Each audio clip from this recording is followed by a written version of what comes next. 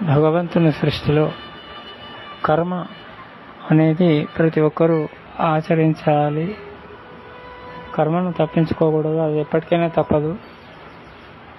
అంటే పాపకర్మలు చేస్తే పాప ఫలాలు, పుణ్యకర్మలు చేస్తే పుణ్యఫలాలు అనుభవించాలి అని పూర్వం మహాభారతంలో శ్రీకృష్ణుడు, మిగతా మహామునీంద్రులు, ఋషులందరూ కూడా ధర్మరాజుల వారితో కానీ వివిధ సందర్భాలలో ప్రకటించినారు. ఇదే విషయం భగవద్గీతలో కూడా శ్రీకృష్ణ పరమాత్మ అర్జునుడికి కూడా బోధన చేస్తాడు. ఇలా మానవులు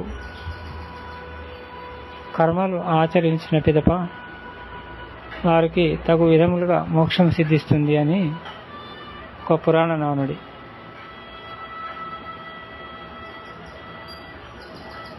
అని ఒక్కొక్కసారి అనిపిస్తుంది,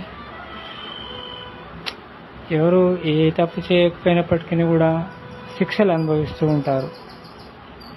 ఉదాహరణ, 2 దేశాల మధ్య యుద్ధం జరుగుతున్నది.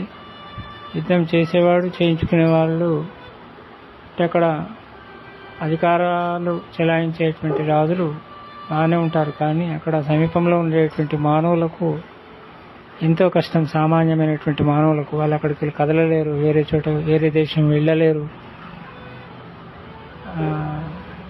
గుట్టుకుట్టుమనుకుంటూ వారు జీవనం కొనసాగిస్తూ ఉంటారు.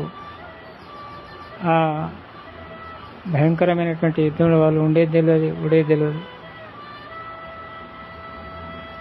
నా విమాన ప్రమాదం అత్యంత ఘోరమైనటువంటిది మన భారతదేశంలో, అహ్మదాబాద్లో.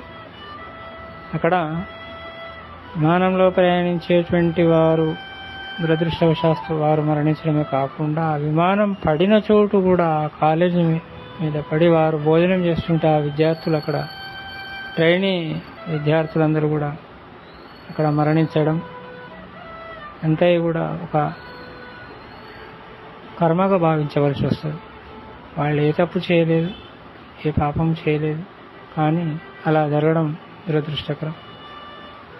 ఇలా భూమిపైన మానవులందరూ కూడా వివిధ కర్మలు తాను తప్పు చేయకున్నా కానీ ఆ తప్పు చేసే సందర్భంలో వారు అక్కడ చిక్కిపోవడం. అంటే ఒక వాహనం, ఒక బస్సు, 50 మంది ప్రయాణికులు కూర్చున్నటువంటి బస్సు డ్రైవర్ సరిగ్గా లేకపోతే కూడా, మద్యం సేవించినా లేకుంటే విధివశాత్తు ఏదైనా ప్రమాదం సంభవించి అక్కడ